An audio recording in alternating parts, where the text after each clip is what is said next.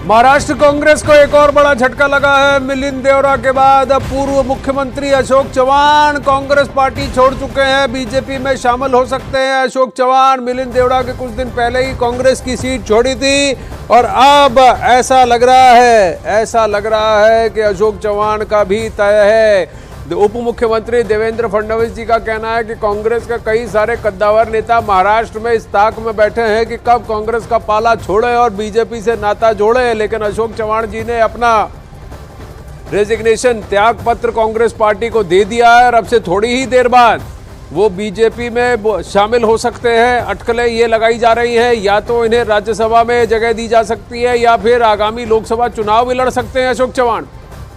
विवेक गुप्ता इस वक्त हमारे साथ जुड़ रहे हैं। विवेक, बहुत बड़ा उलटफेर पर बताया जा रहा है कि 13 से 15 कांग्रेस के ऐसे एमएलए हैं जो ताक में बैठे हैं और इसके बाद भी और भी कुछ बड़े नाम हैं। अशोक चव्हाण तो बस अभी शुरुआत है, मिलिंद देवरा और अशोक चव्हाण। बिल्कुल सही कानन आपने देखिए, महाराष्ट्र की राजनीति में एक और भूचाल सामने आया है जब मिलिंद देवरा के बाद कांग्रेस का जो बड़ा चेहरा था महाराष्ट्र में, नांदेड़ में जो एकलौता जिनका दबदबा था कांग्रेस का, अशोक चव्हाण ने अब पार्टी से इस्तीफा दे दिया है। अब माना जा रहा है कि लगभग तय है कि वो बीजेपी में शामिल होने वाले हैं। उन्होंने अपना इस्तीफा सबसे पहले महाराष्ट्र कांग्रेस अध्यक्ष नाना पटेल को सौंपा और जैसे ही वो विधानसभा पहुंचे हैं वहां के स्पीकर राहुल नार्वेकर से बातचीत हुई है। लगभग 45 मिनट तक ये बातचीत हुई है और वहां पर उन्होंने अपने एमएलए पोस्ट से भी इस्तीफा दे दिया है। अब जो ये तो तस्वीर है वो साफ हो चुकी है कि मिलिंद देवरा के बाद महाराष्ट्र कांग्रेस को महाराष्ट्र में एक बड़ा झटका लगा है। अशोक चव्हाण ने इस्तीफा दे दिया है। हालांकि अशोक चव्हाण ने अभी तक अपने पत्ते ओपन नहीं किए हैं कि वो कहां जा रहे हैं, लेकिन जो सूत्रों से जानकारी मिल रही है और जो बीजेपी के जो बड़े नेता हैं वो जो बॉडी लैंग्वेज और जो हिंट दे रहे हैं उससे साफ जाहिर हो रहा है कि अशोक चव्हाण कहीं और नहीं बल्कि बीजेपी में शामिल होने वाले हैं।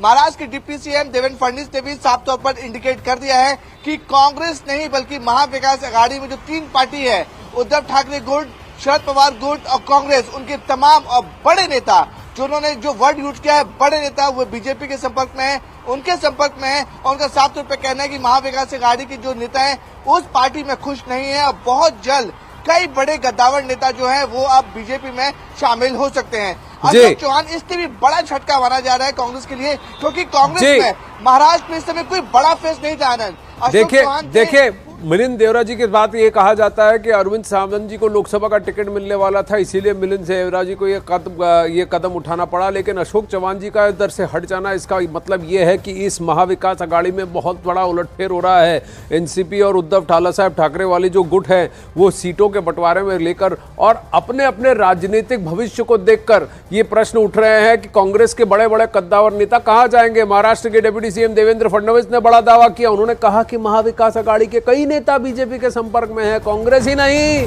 बल्कि महाविकास आघाड़ी में दूसरी पार्टी के नेता भी पीएम मोदी के साथ जुड़ना चाहते हैं, ऐसा फडणवीस जी कह रहे हैं।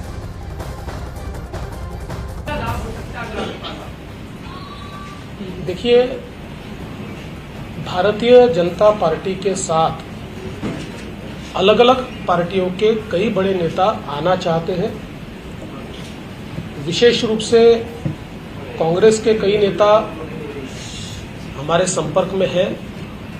प्रधानमंत्री मोदी जी के नेतृत्व में जिस प्रकार से भारत लगातार प्रगति कर रहा है, इसको देखते हुए कई नेताओं को ये लगता है कि हमने देश की मुख्य धारा में काम करना चाहिए, जनता के लिए काम करना चाहिए। इसलिए कई लोग हमारे संपर्क में हैं। अब कौन कौन हमारे संपर्क में है इसका खुलासा धीरे धीरे आपको होगा।